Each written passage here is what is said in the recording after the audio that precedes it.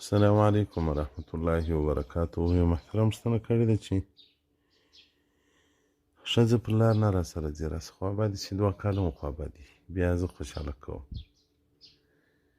چې ورسره پرېوځمه، بس وایي ساه مې بندېږي کار مرله. نو وایي زه څه وکړم؟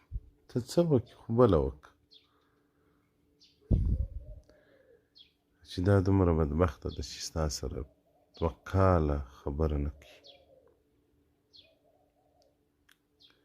نو دا به قبر ته څه وړي؟ ستا شهوات که نشي در پوره کولی، خبرې خو کولی شي، اخلاق خو به استعمالولی شي. نو هر هغه ښځې چې خاوند ورڅخه ناراضه وي، هغه ښځې ته په دنیا کې موږ د دوزخ زیری ورکوو. موږ نه بلکې محمد رسول الله صلی الله علیه وسلم زیری ورکړی دی د دوزخ. نو طلاق وایه مه ځکه الله جل جلاله ته په روا شیانو کې چې خوند نه ورکوي هغه طلاق دی.